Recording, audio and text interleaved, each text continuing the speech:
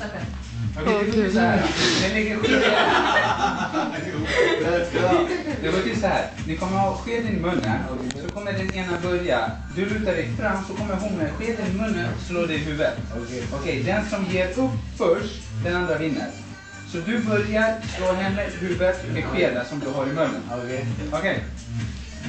Men om jag pajar en tand, pröjsar du Bara på läpparna. Har du läpparna? Inte på tänderna. Det ska inte vara så. Så ska vi in i huvudet.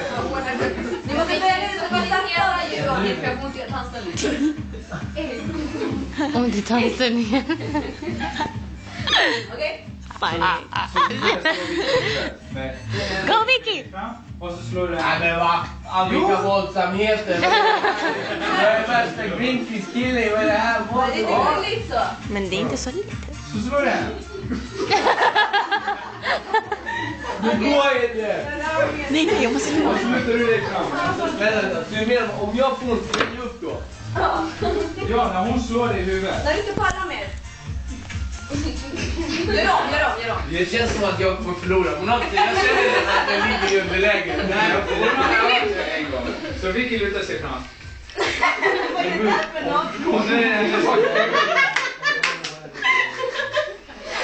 Slå mig.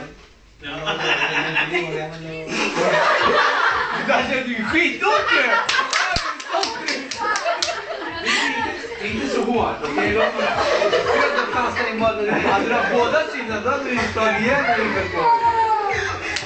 Så Vicky lutar dig fram. Använd nackmuskeln. Använd nackmuskeln. Luta inte på dig då! Jag gör inte det här, jag ser inte som det här.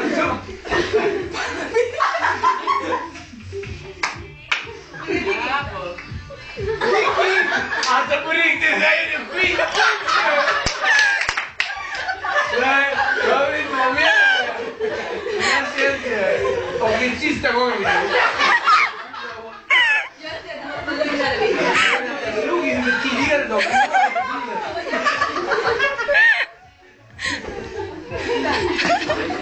Fixa min dator.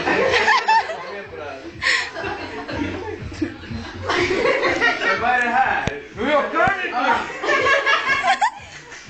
Du är skitont nu!